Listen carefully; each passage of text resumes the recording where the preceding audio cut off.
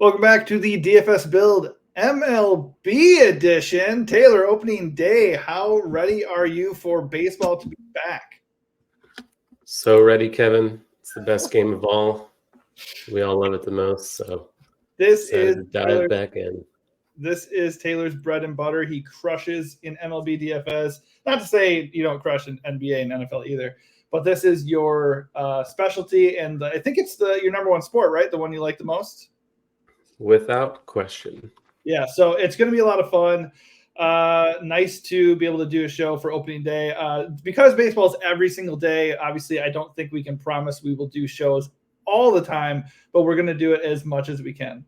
We are sponsored here by DFS Hero, a really nice lineup optimizer. We're using their projections for this video. So go ahead and test them out if you'd like to try a new lineup tool. You get a 15% off discount if you use our link at the bottom of this video in the video description. Let's not waste much time. We do have an 8-game slate here, and it starts in a matter of hours. So right away, Nats and Reds with the highest game total of the slate with a 9-run total. That doesn't give us cause for pause, does it? But they do have two beatable pitchers here. Starting on the Nats side, Josiah Gray does not have very good projection, and the Nats are not an offense we can trust. But how should we be feeling about the Washington side, especially if it's going to be carrying some ownership? Yeah, I mean, Washington at ownership is not generally something you're going to want. I think they're a decent offense, though. Nice park up right here. Cincinnati's the best hitter's park on the slate. They're facing Frankie Montas, who has had injuries the last couple of years with the Yankees. There's a lot of uncertainty with him. I could see him pulling some ownership just because he's cheap, which kind of makes the Nats a little interesting from a leverage standpoint. CJ Abrams stands out the most 4.6, assuming he hits leadoff. He's the most expensive guy here, so it's a pretty good value stack, I think. Victor Robles near min salary, Luis Garcia, kind of a cheap mid-range bat at 3.3. A little power from the left side there. I don't think that's a bad play either. And, guys like Gallo, Keibert Ruiz, even Jesse Winker's here now, I think. If he's in the lineup, I think he's playable, kind of as a punty guy. I think he's 2.8 on DK. So I do have interest here. I'm hoping to get to them. Right now, they're my 4th highest owned stack on the slate. So, yeah, looks like I'll be involved with the Washington Nationals today. Yeah, it feels gross, but obviously the math checks out here. I think the biggest draw for me is the park factor. The Great American Ballpark is obviously a really, really good place for bats, and Montas has a lot to prove. So, Nats look okay. I think if they get crazy owned, I'd probably be a little bit underweight and try to get away from that and maybe even look at Frankie a little bit just because he's cheap. But like you said, if Frankie is going to be chalky at any point as that second pitcher punt on DraftKings, then Nats make a lot of sense. How do you feel about Josiah Gray going on the other side against the Reds, who are probably the chalkiest team outside the Dodgers? I haven't looked at ownership for stacks, but they're up there for sure. Yeah, I don't think he's a bad play either. He's, I think, 6K flat. He's not a bad real-life pitcher, so I think there's upside there, especially from the leverage angle. Obviously, going against Cincinnati on the road is not an easy spot. The Reds' offense is a lot better than it was just a couple of years ago, but no Matt McLean, so they do have a big bat out of the lineup.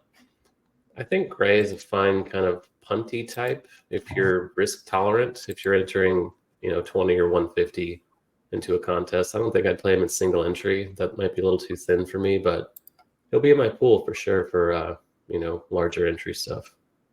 All right, so on the other side of this game are the Reds. They are obviously favored at home.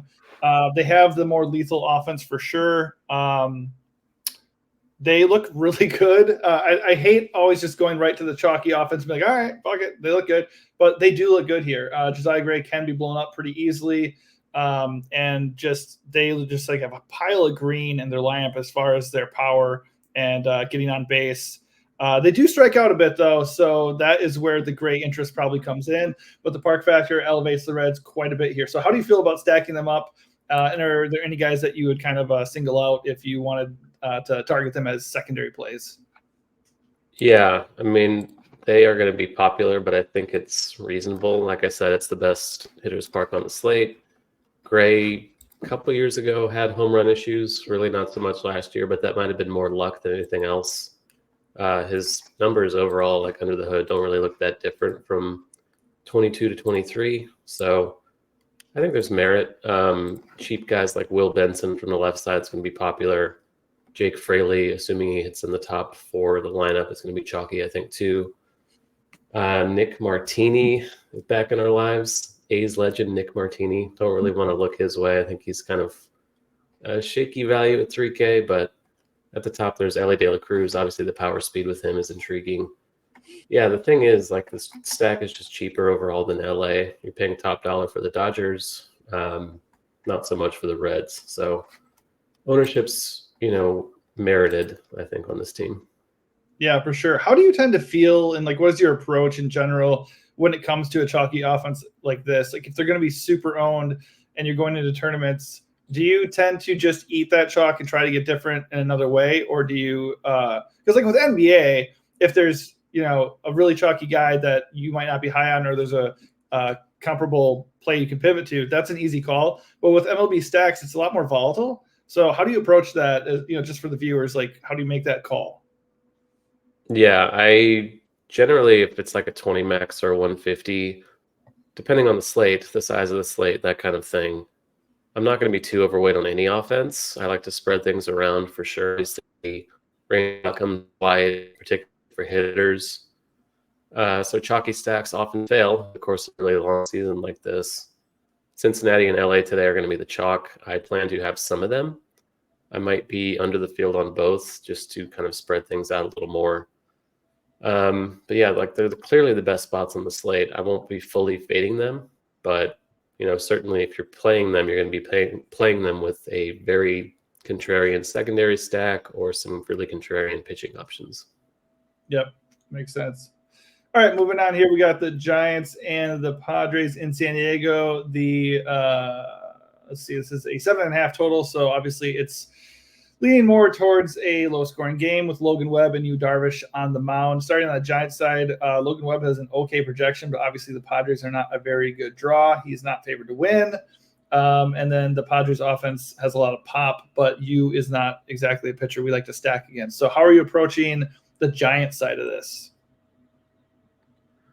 As of now, the Giants are my 3rd highest owned stack on the slate, which is not something I expected when I woke up today, but kind of is what it is.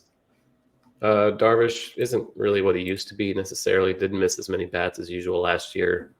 This is his 2nd start of the year. He pitched in Korea last week, so didn't look great in that game. Got pulled after, I think, 72 pitches in about 3 1/3 innings or so. And San Francisco did improve their lineup. They added Jorge Soler. They added Jung-Hoo Lee. They added Matt Chapman. They have a little more punch than they did last year, and this is a park upgrade for them going into San Diego. And they're cheap, generally. I think Lee is the most expensive guy at 4.5, so it's a pretty good value stack, I think. On this slate, you're not really attacking a lot of bad pitchers. Obviously, teams don't start their gas cans on opening day, so kind of have to pick your spots and do some things you might otherwise not like to do. So San Francisco, I think, looks pretty interesting today. And Webb at the top, 8.4, I think is a pretty good play at low ownership. 8.4, long leash generally. There's going to be some chalk congregating around, I think, Glasnow, Luzardo, and Skubal today. And I think Webb is a pretty good way to get different, kind of in the mid-range between those two salary tiers. Yeah, I don't necessarily disagree with that. Like, I'm not racing to stack up the Giants necessarily, and it is a little bit interesting that they're the 3rd one you're getting to. But if you look at their numbers in a vacuum and kind of ignore like who Darvish has been before, they do look really good. So, I mean, Darvish did give up a 43% hard hit rate last year, and he did struggle against lefty power specifically. So, I mean, if you're looking for standalones, I'd be looking at like Lamonte Wade, Michael Conforto, and Yachts over there for the Giants, but a full stack is in play. I don't think he was going to garner any ownership, so it's not much of like a leverage stack necessarily, but it is a lower owned stack that, is going to be far, far less owned than the Reds or, the Astros or the Dodgers, obviously. So I'm with you. It is interesting. I just don't know if I'd go like crazy ownership for them, like you said. On the other side are the Padres, obviously just inherently a more explosive and more reliable offense in general. and in theory, they have the better matchup. So I would imagine the Padres would garner a little bit more ownership as a stack, and they're favored to win this game. But their run total is at 3.83, so not exactly amazing. But how are you feeling about San Diego today? Yeah, I think their matchup is worse. Like, I'd rather play against Darvish than Webb, guy that keeps the ball on the ground. Strikeouts were up last year. Obviously, the Padres lost Soto. The offense took a step back in theory. They do have some cheap guys like Jackson Merrill, I think might be interesting, but today, this team I'm really getting to not at all. They're my second lowest owned stack on the entire slate as of now. Darvish at 8-2 I don't think is bad, but as I'm looking at it, I see him projecting for some ownership here. So, that kind of just makes me more interested in getting to the Giants. And Darvish, if he's going to be chalky, I will just play Webb for 200 more instead. Yeah, I'm personally not very interested in either pitcher here. Not super interested in the Padres. I would agree with your sentiment about the Giants in general. I just wouldn't go like nuts with it. All right, Dodgers and Cardinals, which could easily be a very explosive game despite Tyler Glasnow being on the mound for LA. Miles Mikolas is on the other side for the Cardinals. He obviously is a guy we can attack in general, and then obviously the Dodgers are a smoke show. So I don't think it's shocking to say, oh, yeah, you can stack the Dodgers and forget about it and just move on. I guess the thing here would be, how do we get creative with that? And, do we go underweight or anything like that? But starting on the Cardinal side, do you have any interest in the Cardinals bats? I imagine your interest in Miles is non-existent. Yeah, there's no way I'm doing that. There's too much good pitching to play Miles Mikolas today. 5.8's not, it's cheap, but there's no reason to do that at all. Just the leverage, but that's really getting too cute, I think. He offers no upside either. So it's what's the ceiling you're getting there? Fucks us over and holds him to one run or something, but he's not going to get 10 Ks or something, Yeah, his range of outcomes is pretty low. Yeah. And yeah, I'm not going to be doing that today. So complete game shutout confirmed, right? Yeah, exactly. 20 strikeouts. Baseball. Yesterday, I was getting to the Cardinals a lot, actually. I think Glasnow, like I said, is going to be one of the 3 most owned pitchers on the slate. It's his second start of the year, too. He pitched on the other side of that Darvish game last week. 77 pitches, I believe. So I think 85 to 90 is within play. His control is not great, and this Cardinals lineup did have a collective walk rate north of 10% against righties last year.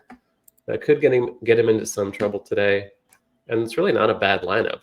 We're picking on the Pirates with Luzardo, for example, but Glasnow's facing the Cardinals, who in theory are a good offense. Donovan's back, Goldschmidt, Arenado, Wilson Contreras, Jordan Walker, a good young player in theory.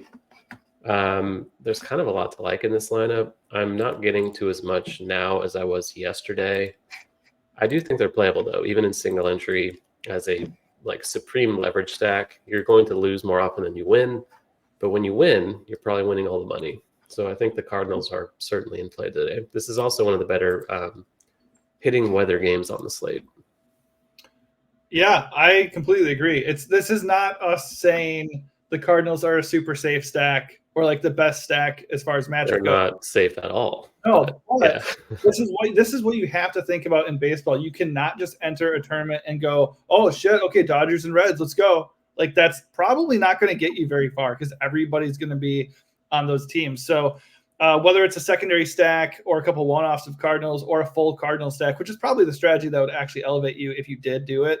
I agree, just because Glasnow is going to be owned and they offer a lot of upside. We know they have power. They do strike out a bit, but they also get a lot of walks and they have a lot of power. So I agree he could be in major trouble. He also could just completely destroy them. But yeah, they have to be on your radar. I think that it's a lot different to just say, oh, if somebody's facing Glasnow, let's stack them because they're facing Glasnow, he's owned. And then it's actually a good offense facing Glasnow. So if a good offense against a chalky pitcher is going to be completely unowned, we should have a little bit of interest.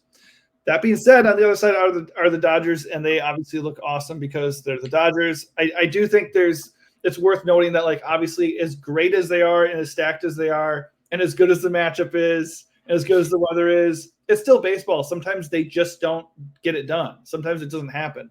Even the Dodgers are going to have games where they score 2-1-0 runs. So, with that in mind, is there logical reasoning to be underweight on this stack today? Yeah, I mean, just the ownership and the nature of the game, like we've been saying, Ohtani 6'4" looks awesome with the platoon advantage here, but his floor is 0, and that's within his range of outcomes for sure. So, yeah, they are my highest owned stack right now, but I pulled up the stacks I'm getting to with them. And like I was saying, you have to pair them with lower owned stacks. The team I'm getting to the most with them is San Francisco. Already went over them. Pittsburgh, like ultimate leverage there against Luzardo, who's going to be chalky. Washington, we talked about already, cheap stack, not going to be super popular. Miami, no one's playing Miami, I assume. Kansas City. So, you kind of have to pair them with cheap guys because their expensive bats are expensive. Will Smith is the hitter I was going to do most at 4A just because he's catcher. He's one of the few actual good hitting catchers too.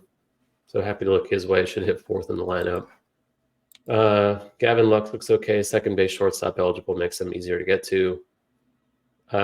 Hayward is a guy I'm probably going to fade. I could see him kind of pulling ownership just because he's affordable, but he's a pinch hit risk. He might get 2 at bats. Cardinals bring in a lefty. He turns into Chris Taylor, Kike Hernandez, or whoever. Right. So, yeah, I don't really have to go too deep into this team. If you're playing them, pair them with a really contrarian secondary stack, but obviously it's the top offense on the slate. Yeah, I have no problem with being fairly heavy on them, but I do think another way to get a little bit different is to just pick the 3 that you like the most and then have your primary stack be a more contrarian stack too. Mm-hmm.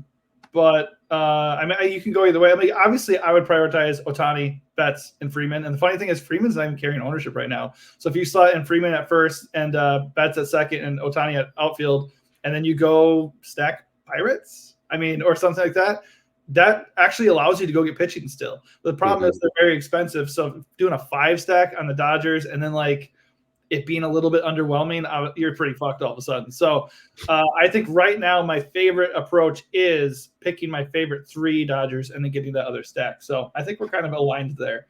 And as far as Glass now, I don't think we touched on him yet, but 9.5, I will be getting to him plenty.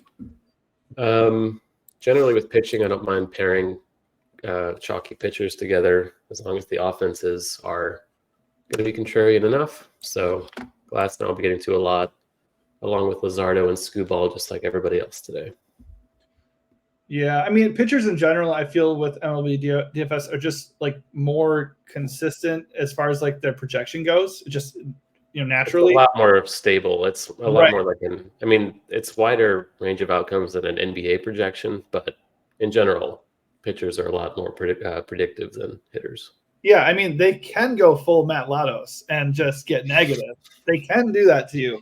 But it's much more likely for an elite batter to get 0 as opposed to 30 than it is for an elite pitcher to get negatives as opposed to 15 to 30, right? That's just the way it is. So I also would probably lean more towards hitter ceilings when trying to make decisions, and lean more towards the pitcher average and not the ceiling when I'm looking at individual plays, right? Okay, so let's move along here. Moral of the story, Dodgers look great. Blue Jays, not in a great park. This game kind of sucks. Jose Barrios against Zach Eflin. It's got a 7.5 total. It just doesn't feel like a very inviting game. I don't know. I don't want any part of it at all, really. I guess if I did anything, I'd be on the Rays side. How do you feel? Yeah, it's a bad park, like you said. I'm actually getting to Barrios, which does not make me feel good. He's 7-1, so he's cheaper than Luzardo and all the other pitchers that are going to be pulling ownership. Tampa Bay struck out about 23% of the time against righties last year, so there's kind of some sneaky upside there.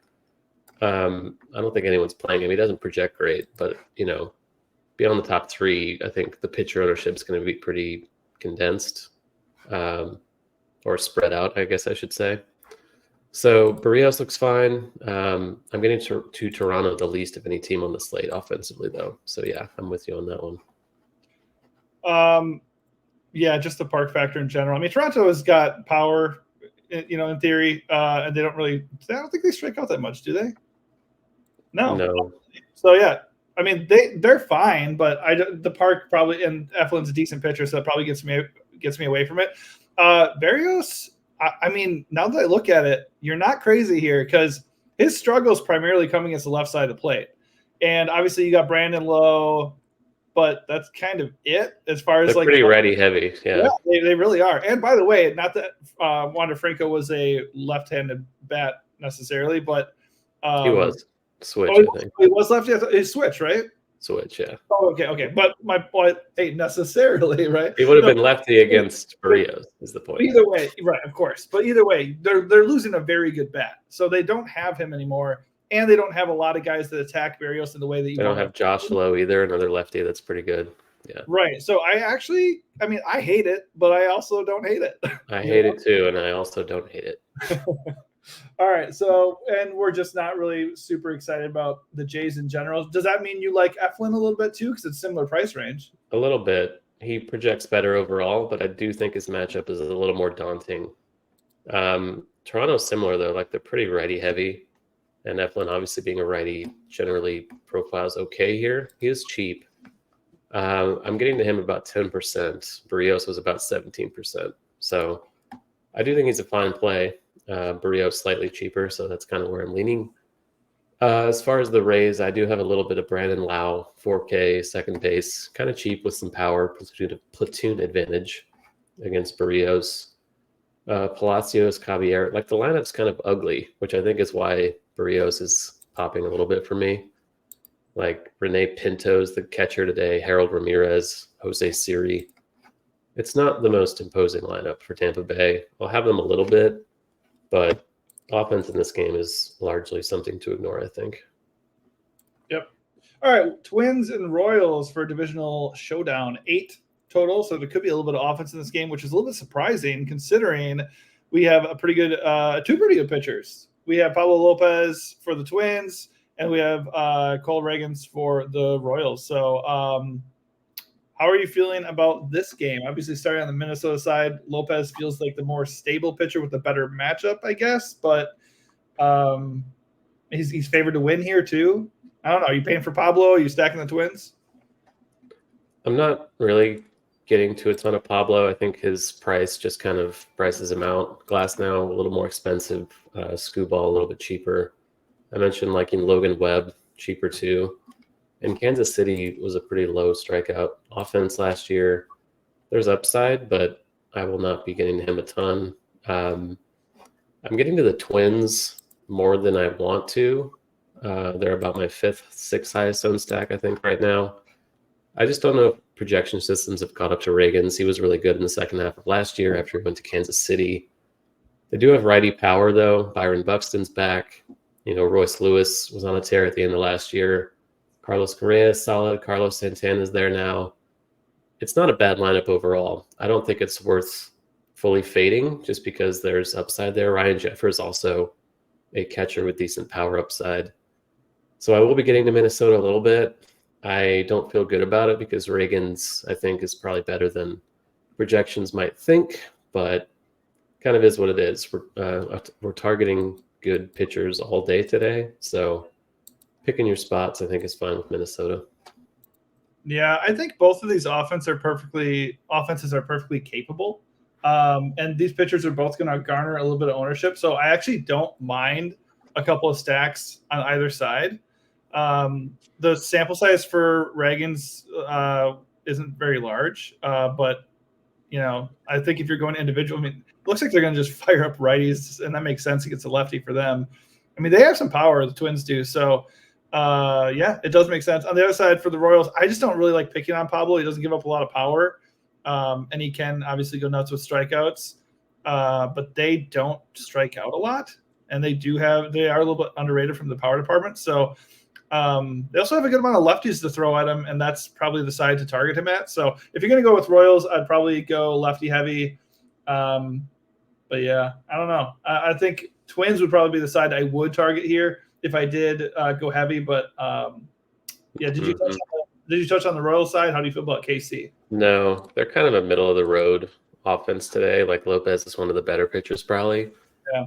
They're cheap though. Like Witt 6'2", everyone else is I think 4 or 5 or under. So if you're like pairing expensive pitchers, I guess getting to them is fine. But this is probably a team I'll target a lot this season just because I did last season, and they're probably a better offense this year. They added like Renfroe as a power guy, but today it's not really something I'm prioritizing.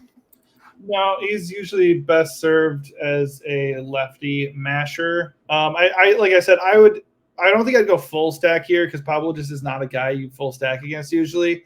If I'm going to do anything, I'd target the lefties. Like Melendez is pretty cheap. I guess I could go there. High strikeout rate. I think Vinny would probably be my favorite play, but 4.5 isn't exactly cheap. So yeah, not a ton of interest. Just probably maybe like one-offs or a secondary stack for the most part. Pretty interesting game. We got Tigers at the White Sox, 7.5 total. Probably mostly interesting for the pitching. Tariq Skubal is coming in as a very, very chalky pitcher. By the way, I mean, I love him. He looks great, but I mean, White Sox stacks look pretty inviting here if this fucker is going to be this owned, okay? You can get me off of that ledge if you want. But let's start on the Tigers side first. Obviously, I know you like Skubal just like everybody else. Are you going to be overweight, underweight on him? And how much do you like Detroit going against a pretty unproven pitcher in Garrett Crochet? Let's see. I have 25% Skubal. I see 35% ownership. So I guess I'm a little bit under. Obviously, he looks terrific. The White Sox struck out about 24% of the time against lefties last year. The lineup's just really ugly. They added like Nicky Lopez and Maldonado and Kevin Pillar, just a bunch of sacks. Paul DeYoung, like these guys are not good at all.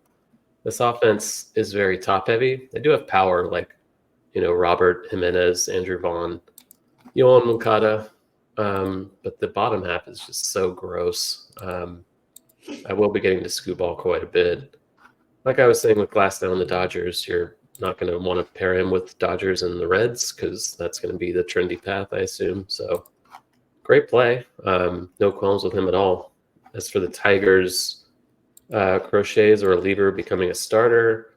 So it's kind of unproven. Tiger lineup's not really awful. On this slate, even in a good hitter's park, don't seem to be getting to too much of them. They're one of my lower owned stacks on the day. Yeah, I actually like Crochet a little bit as a value. He had a good spring training. They like him a lot. And he's like suddenly their ace because they lost other guys. But I mean, he could just go either way. I mean, honestly, the Tigers are not an elite offense by any means. On the other hand, he's a fucking reliever trying to be a starting pitcher. This could go. There's all sorts of uncertainty with the pitch count. You never know what they're going to do in their first start like that either. Right. So like some of these Tiger guys are popping as values, like sliding in with Dodgers lineups. I'm obviously very okay with that. I'm a little bit interested in stacking Detroit. Obviously in lineups where I'm not experimenting with Crochet as the next Garrett Cole. But yeah, I mean, there's merit to Tigers for sure. But for me, it's on the other side of this game, a little bit of sprinkling of White Sox stacks. What you said is 100% true. They do not walk and they strike out. And Skubal is a strikeout pitcher, and he doesn't walk people. So it's not a good matchup for them, except for the fact that they have a couple of guys who can mash the shit out of the ball against lefties. Obviously, Luis Robert leading the way there. Probably best served as a secondary stack or maybe one-offs here, but a full stack on a chalky-ass pitcher is a little bit interesting to me. I'm not at all saying – run 20 lineups and have 19 have White Sox stacks or anything like that. But I do think there is merit in having some White Sox today if you're not playing Skubal. If you're, overall, Skubal looks awesome, though. I think the tiebreaker, like usually I'm into that angle, of course, but I think the tiebreaker today is the weather. Like this is the worst hitting weather on the slate. It's like 50 there with some wind. So not ideal. I think Robert is a one-off, always playable, like you said, but everyone else, I will just go and fade them all. All right. How do you feel about Crochet as a value for your SP2? Yeah, he's cheap, and the Tigers certainly not the most imposing offense either, but they're not as high strikeout as they were. They added like Gio Urshela, who never strikes out. Mark Canha never strikes out either, so it's fine. I just think there's such an uncertain range of outcomes with him and his pitch count that I don't want to be too invested either way. That's true. That's a good point on the pitch count front. All right. Speaking of pitch counts, and on the other side, not being restricted, probably we got Mitch Keller and Jesus Luzardo pitching today in Marlins and Pirates. This game has 7.5 total because the pitching is solid and the offenses are not. But these guys are, well, not Keller, obviously. He's not going to be chalky, but Luzardo is looking as major chalk. So are you interested in stacking up some Pirates to gain a major edge on the field? Yeah, sadly, it's a bad park and not a very good lineup, but kind of is what it is. For the record, I do have plenty of Luzardo, but I mentioned the Pirates being a secondary stack that I don't mind getting to along with the Reds or the Dodgers just for an ownership thing and direct leverage against the chalky SP2. The guys I'm getting to the most are actually lefties. Rowdy Tellez just because he's cheap, and Jack Sawinski just because he's cheap. Both have power. Key Brian Hayes for 4-4 I think is fine. Brian Reynolds a little banged up, but expected to play 5-2. No one's playing these guys. They're priced up a little bit. Overall, the stack's cheap. Henry Davis, a pretty good hitting catcher, who I guess is outfield only today for some reason. O'Neal Cruz, another lefty, had a monster spring training. No platoon advantage, priced up. Might hit kind of lower in the order. I guess we'll see. Or he'll hit lead off. I don't know. I've seen both projected today. Yeah, sadly, I'll be getting a lot of Pirates, but I think it's certainly viable for leverage. Yeah, I mean, like Luzardo is a good pitcher, and he's cheap relative to the slate, and it's good park and everything. So in theory, he looks really, really good on his own. But a lot of things also work against him. For one, he's kind of chalky, so you could get leverage right away. You could just fade him to get leverage too, I guess. You don't have to stack Pirates. But if you look at last year alone, 189 ISO against righties, 337 WOBA, 48% hard contact rate, 32% fly ball rate. He struggles against righties compared to against lefties. So if that remains true coming into this game, the Pirates are equipped to give him a tough time. So yeah, I like Pirates too. I think secondary stack, full stack, especially if the ownership holds and Luzardo is going to be really popular. I mean, it's not like he is immune to getting, his ass beat. So, all right, on the other side are the Marlins. I don't have a whole lot of interest here. Mitch Keller, honestly, speaking of wide range of outcomes, you never know what you're going to get with Mitch Keller. But the Marlins aren't exactly a scary offense either. Wow, they strike out a lot more than they used to, that's for sure. All right, anyways, so I guess in that vein, it looks good. He has not done well against lefties, and they do have some lefties in this lineup. How are you feeling about Miami, and are you playing Mitch Keller at all? Let's see. Am I playing Mitch Keller? I'm assuming no. No, I'm not playing Mitch Keller. I am playing the Marlins a little bit. This lineup's really not bad. Like Arias, Josh Bell, Jake Berger, all power guys. Jazz Chisholm, solid hitter. Tim Anderson, the ghost of Tim Anderson's here now as well. 3-9 shortstop.